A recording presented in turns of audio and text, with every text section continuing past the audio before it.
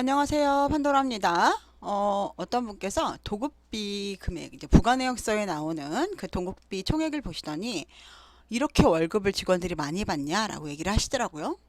그래가지고 제가 도급비를 여러분들께 좀 이야기 드려볼게요. 저는 판도라 유튜브 격리실무 찍고 있고요. 회계점검, 회계대행 교육, 이지집합건물 회계 컨설팅에서 근무하고 있고요. 공동주택의 교육 모든 것 에듀파에서 강의하고 있습니다.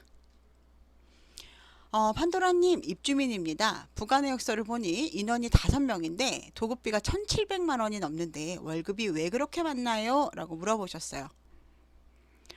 자, 요거는 제가 그냥 인터넷에 떠돌아다니고 있는 걸 퍼갖고 온 거고요. 여러분 한번 보시면 여기 보시면 이제 도급비라고 나와 있고 식대 등 복리후생비 이렇게 나와 있네요. 그죠? 자, 그리고 이 밑에 보면 청소비 그 청소비 해서 미화원 도급비 하고 그 다음에 이제 그 3명이다 이렇게 나와 있네요. 이거는 2019년도 건가 봐요. 지금은 더 올랐겠죠. 자, 좀 내용을 좀 확인해 보도록 하겠습니다. 1,700만원, 1,778만 4,120원을 5명으로 나누면 345만 6,824원이에요. 그러면은 직원당 한 명당 345만 6,824원을 받는단 말이야? 이렇게 생각하실 수 있을 것 같아요. 그죠? 그리고 요 밑에 보시면 청소비는 534만 780원 나누기 3을 하면 178만 260원. 아니 우리 미화 하시는 분들이 이렇게 돈을 많이 받는단 말이야? 이 돈은 많은 건 아니지만 어쨌든 이분들은 그렇게 생각하실 수 있겠죠. 요거에 대해서 좀 설명을 좀 드릴게요. 자, 도급비는요. 여러분들 간단히 생각하면은 이 사람이 인건비에 관련된 모든 금액을 계산을 해서 본사에다 보내는 겁니다. 본사에다 보내는 거예요. 그 위탁사에다. 그럼 위탁사에서 이거를 모아놨다가 월급도 주고 뭐 기타 뭐 퇴직금도 주고 연차도 주고 이런 것들을 하는 거를 도급이라고 합니다. 도급비 명세서라고 해요. 자, 도급비 명세서에는 뭐가 들어가는지 한번 알아볼까요? 자, 도급비 명세서에는요, 임금, 기본적으로 당연히 임금이 들어가겠죠? 기본금, 연장 근로수당, 야간가산수당, 면허수당, 뭐 야간 근로수당 이런 것들 어쨌든 임금이 들어가고요. 그리고 상여가 별도로 있다면 상여도 들어가겠죠? 이걸 모두 임금이라고 생각하면 되겠죠? 그리고 요것만 들어가는 게 아니라 여러분들 요것만 들어가면은 이게 이제 340만 원이라 그러면 되게 크게 느껴지잖아요. 근데 물론 뭐 소장님들은 뭐 350만 원, 400만 원 받는 분도 있고 뭐 기존 직원이나 경리분 이렇게 있겠죠. 근데 어쨌든 거기에 포함해서 1년에 한 번씩 이분들이 1년 동안 근무를 하면은 연차도 줘야 되고 더 오랫동안 만약에 1년 이상 근무를 하시면 퇴직금 지급하게 되죠. 그리고 4대 보험료 중에 이거 그 4대 보험료 중에 그 4대 보험은 직원분과 사업주분이 있어요. 직원분은 그 직원 급여에서 차감을 하겠죠. 근데 그 사업주분은 어떻게 해야 되죠? 따로 모아놔야겠죠. 그게 건강보험료, 장기, 그 다음에 국민산재 고용보험료 이렇게 해서 4대 보험료 또 받아놉니다. 그리고 복리후생비나 피복비 같은 경우는 여기에 포함하는 경우도 있고 포함하지 않는 경우도 있어요. 복리후생비나 피복비 같은 경우 그래서 만약에 도급비 명세서에 복리후생비나 피복비가 들어가면 뭐 학예 휴가비라던가 아니면 명절 휴가비라던가 명절 떡값 아니면 옷 살 때 우리 피복 사잖아요. 뭐 신발도 사고 작업복 사잖아요. 그런 것들 작업 신발이나 작업모 이런 거는 이제 여러분 그 법에 를 그 착용을 해야 돼요. 그렇기 때문에 이제 이런 걸 일할 때 하는 거를 사주겠죠. 이거는 이제 어떤 데서는 도급비 명세서에 포함이 되는 것도 있고요. 도급비 명세서에 포함되지 않는 것도 있어요. 그럴 때는 포함되면은 그냥 여기 안에서 지급하고 포함되지 않으면 별도로 별도로 이제 관리비에 부과가 되겠죠. 그리고 이제 마지막으로는 위탁관리 수수료. 이 위탁을 해주는 대신에 받는 수수료인데요. 요즘 옛날에는 좀 비쌌는데 요즘은 거의 세대당 1원 정도 꼴이라고 생각하시면 돼요. 그렇게 이제 뭐 10만 원, 20만 원, 뭐 30만 원, 뭐 100몇십만 원 받는 데도 있죠. 세대당이 아니라 평당 뭐 제곱미터당 이렇게 받고 이렇게 받고 있습니다. 제가 세대당이라고 그랬네요. 자, 어쨌든 그렇다 보니까 제가 이건 2022년 직원 4대 보험 계산식이에요. 이거 사업주용인데요.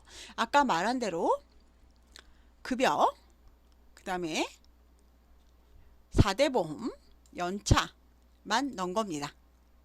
그럼 이분 급여가 여러분들 생각대로라면 모두 다 뭐 340만 원 선 이렇게 돼야 되잖아요.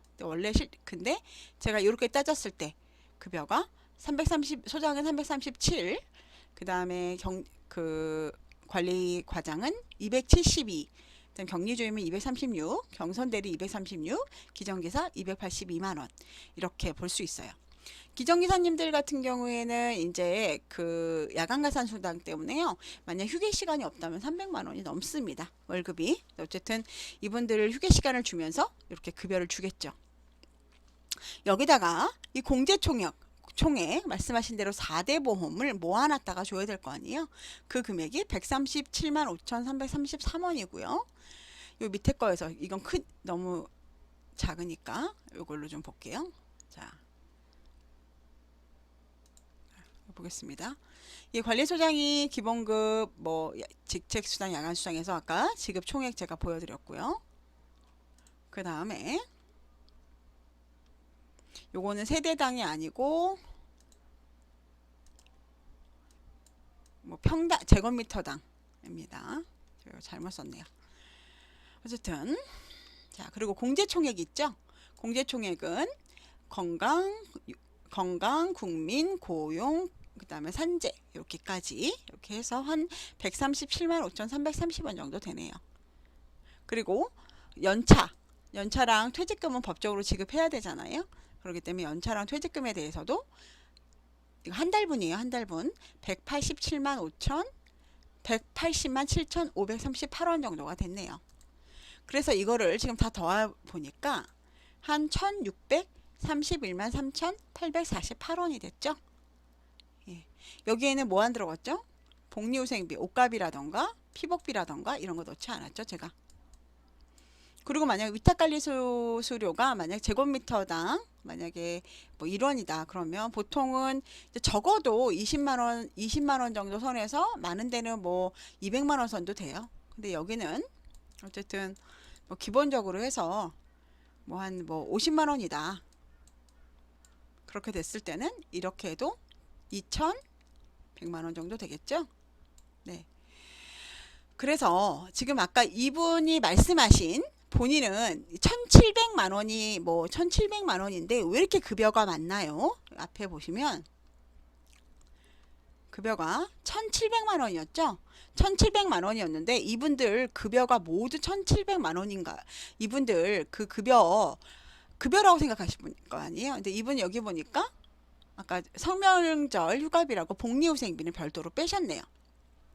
그래서 1,778만 4천원 120원을 5명으로 나눴을 때는 한 345만 6,824원이라고 급여가 계산되지만 실질적으로 여기에는 급여 플러스 4대 보험료, 사업주분, 그리고 연차, 퇴직 그리고 퇴직금, 그리고 만약에 복리후생비가 별도로 들어가지 않는다면 복리후생비, 그리고 위탁관리 수수료까지 포함된 금액입니다.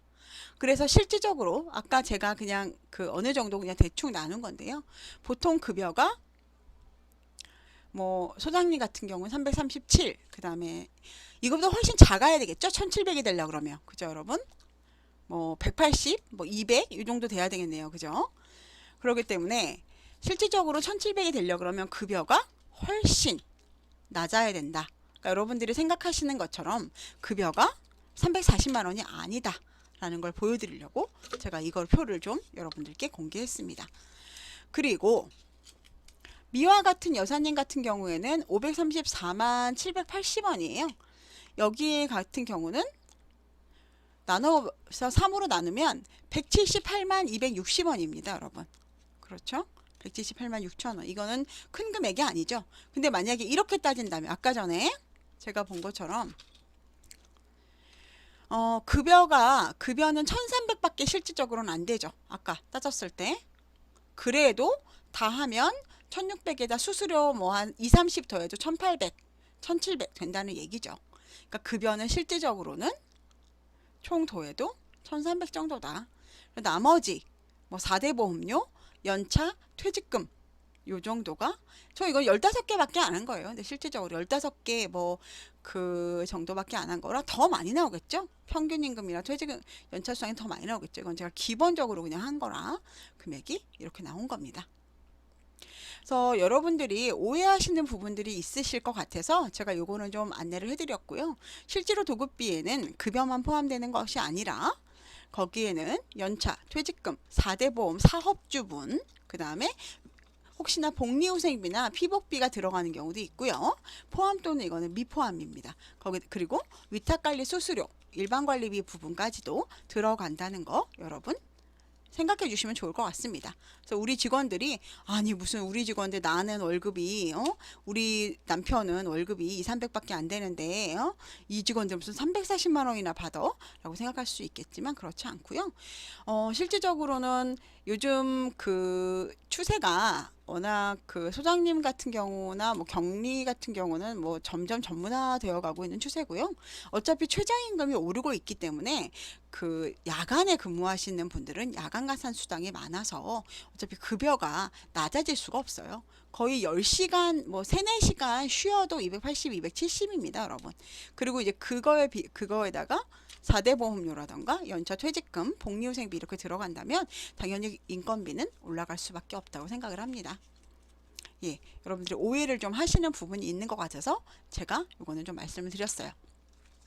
저희는 회계감사, 그 다음에 그 세무대행, 부가세, 법인세, 원천세, 그리고 공동주택 그 장기수선 충당금 계획하고요. 그리고 이제 그 소장님들이 이번에 이제 업무 대행으로 예산안 지금 저희가 지금 짜드리려고 지금 준비하고 있습니다. 혹시 예산 못 짜시는 소장님들 공부하시고 싶다거나 예산을 못 짜가지고 좀 이번에 너무 바쁘고 그래서 대행을 맡기시고 싶으신 분들은 저희한테 연락 주시면 좋겠습니다. 자, 도급비 왜 이렇게 급여가 이분들 많이 받나요? 급여가 아니라 그 안에 많은 것이 포함되어 있다는 거 잊지 않으셨으면 좋겠습니다. 좋은 하루 되시고요. 다음에 또 뵙겠습니다. 구독과 좋아요는요. 다음 영상을 제작하는 데 큰 힘이 되고요. 시청해 주셔서 매우 매우 감사합니다. 다음에 또 뵙겠습니다. 행복하세요. 그리고 내일은 더 행복하세요.